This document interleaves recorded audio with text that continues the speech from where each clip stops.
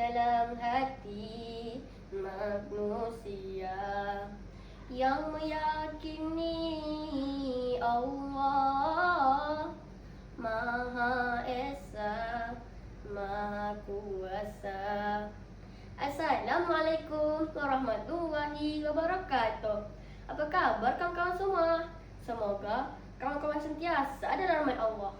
Beriman kepada Allah merupakan rukun iman yang pertama dan paling utama dalam Islam.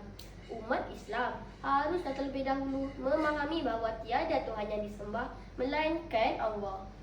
Iman adalah keyakinan yang terbentuk dalam hati. Firman Allah Subhanahu wa taala dalam surah Az-Zariyat ayat 56.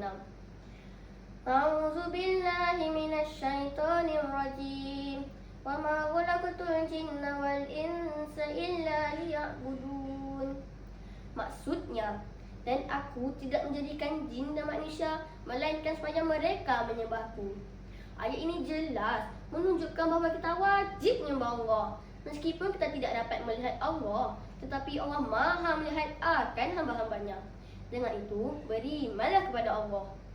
Bersyukurlah dengan iman-iman yang ada dan tidak pernah melupakan perjuangan Rasulullah SAW dan para sahabatnya menyampaikan dakwah sehingga seruan akidah sampai ke hari ini.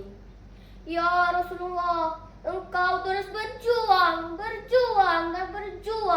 dalam menegakkan syiar agamamu yang indah dan mulia, tiada tolak bandingnya.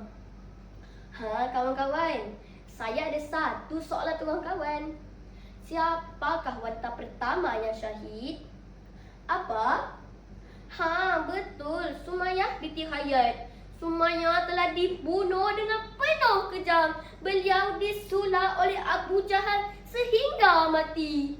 Sumayyah, beranikah menggunakan agama Muhammad?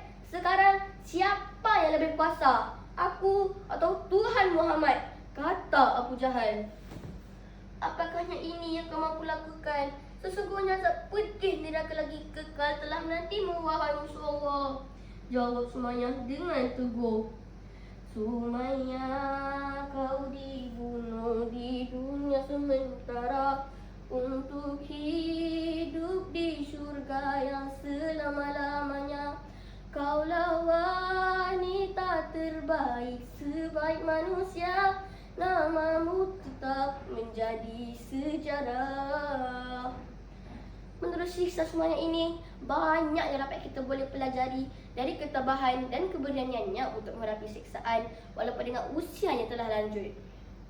Kawan-kawan, begitulah peritnya Rasulullah SAW dan para sahabat memperjuangkan iman dan akidah.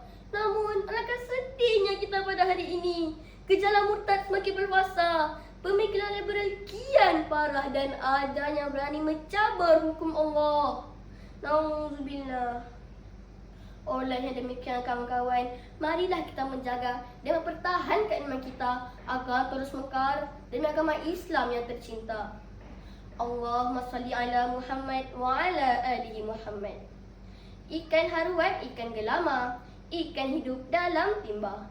Esa Allah pada nama, tiada Tuhan melainkan Dia. Berteman ramai banyak haluan, pilihlah teman tahan godaan. Tuntutlah Tuhan ilmu Tuhan, yakinlah kita pegangan iman. Sekian wabillahi taufiq wa hidayah. Wassalamualaikum warahmatullahi wabarakatuh.